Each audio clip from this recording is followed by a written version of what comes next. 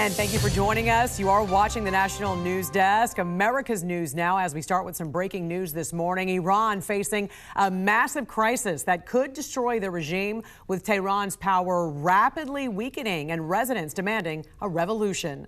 I'm Jan Jeffcoat. It's Monday, January 12th. In just a few hours, President Trump set to meet with Secretary of State Marco Rubio, where they could reportedly weigh military options as chaos and violence does continue erupting on the streets there of Iran, with the regime's forces killing hundreds of protesters already. There seem to be some people killed that aren't supposed to be killed. These are violent, if you call them leaders, I don't know if they're leaders or just they rule through violence. But we're looking at it very seriously. The military is looking at it, and we're looking at some very strong options. We'll make a determination. And we want to get right to Mark Boyle at the live desk with the very latest for us right now. Mark, Trump also said Iran has reached out and wants to negotiate. So what are you learning this morning? Well, we know that the Trump administration looks to get going early this morning on the possible future with Iran. What that would look like, it's not clear yet, Jan. It's a quickly evolving story. Those leaders in Iran are looking to work with the U.S., though, to avoid any more military intervention in the Middle Eastern nation. All of this comes as the third week of the nationwide anti-government protests continue. Iran wants to negotiate, yes. We may meet with them. I mean, a meeting is being set up, but we may have to act because of what's happening before the meeting. But a meeting is being set up. So far, more than 500 people have been killed, and that's on top of the more than 10,000 others who have been arrested and transferred to prisons as well. Communications still down across Iran, making it even more difficult to get information out across the country. This is now day 4 of no internet access for that region, with the State Department saying Iran is trying to make it even harder for human rights abuse information to come out. So right now, Israeli Prime Minister Benjamin Netanyahu and U.S. leaders are coming together to talk about military action, or the possible of military action there. Over the weekend, the Prime Minister had phone conversations with Secretary of State Marco Rubio, more expected later this week. Meantime, back here at home, an anti-Iranian protest turned violent in the past 24 hours. You can see some of the video there. That U-Haul truck driving right into a crowd of protesters with a sign on the side saying discouraging the military intervention in Iran. At least 2 people were hurt. This happened in Los Angeles. Protesters eventually swarmed that truck, smashed the windows. Police moved in and arrested the driver. Detectives are still investigating that situation. We're following all of this for you across the country this morning right here at the live desk. New conflicts continue heating up around the globe while the same wars rage on for years. The Global Peace Index reports recent data shows we've hit the highest number of current conflicts around the world since World War II.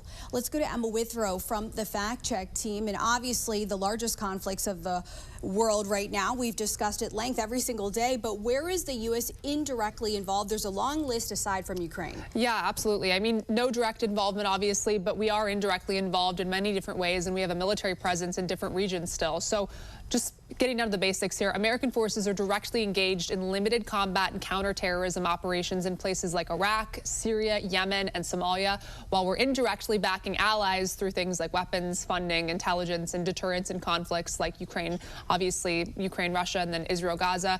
Also Taiwan-China tensions. So compared to past decades, this shows a shift away from these large ground wars and more towards persistent, global, lower-level military engagement and proxy conflicts, often without these formal war declarations like we used to see in the past. And there have been reports of tensions between Iran and Israel ramping up. Yeah. What's the status of that? We're starting to see the protests here. Yeah, I know. So there was a brief clash, at least in a ceasefire last year that happened. Both sides, though, say that they don't want a full-scale war, yet they're openly preparing for one if things escalate. So that's important to note. So Israel's continuing strikes against Iran-backed groups like Hezbollah, and Iran is signaling it's really ready to respond, making this a fragile standoff where miscalculation or proxy attacks even could really spiral into a larger conflict at hand. Yeah, Emma, thank you so much. Thank you. For more on this Fact Check team topic, including links to their sources, scan the QR code or visit thenationaldesk.com.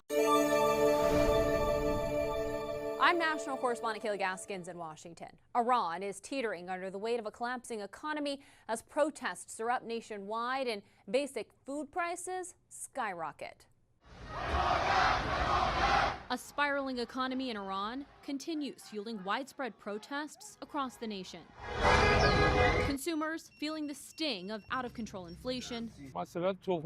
A week ago, I bought a tray of eggs for 2,200,000 reals. Today, I bought one for 3,500,000. And shopkeepers say empty stores and disappearing customers are becoming the norm. Market conditions are not good at all. President Trump backing the protesters on Truth Social, writing, "If Iran violently kills peaceful protesters, which is their custom, the United States of America will come to their rescue. We are locked and loaded and ready to go." Iran's army commander-in-chief responding to the threat.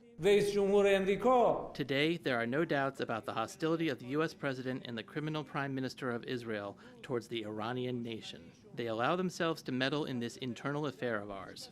They tweet, they talk, they have been enemies throughout history. The day after Trump's Truth Social post, the American military captured Iran's ally, Nicolas Maduro, the leader of Venezuela. Reports now emerging that Iran's supreme leader, Ayatollah Ali Khamenei, has prepared a contingency plan to flee Tehran if security forces lose control, with Moscow as his reported destination.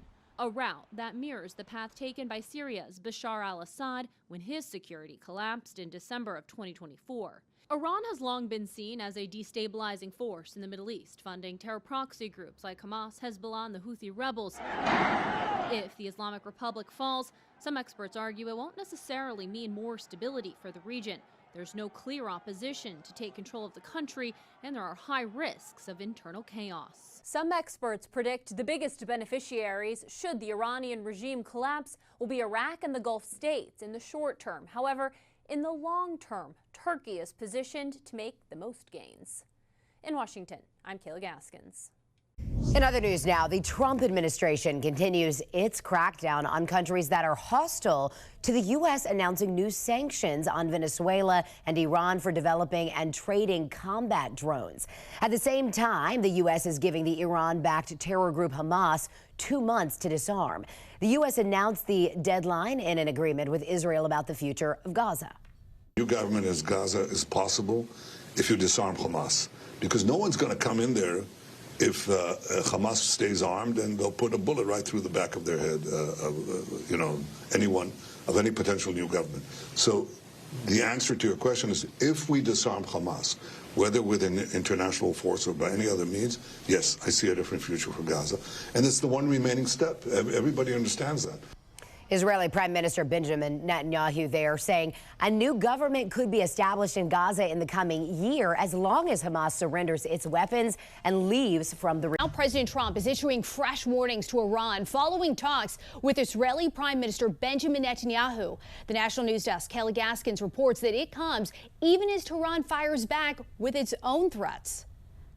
President Donald Trump is escalating pressure on Iran, warning of serious consequences should Tehran attempt to rebuild its nuclear or missile capabilities. If it's confirmed, look, they know the consequences. Consequences will be very powerful.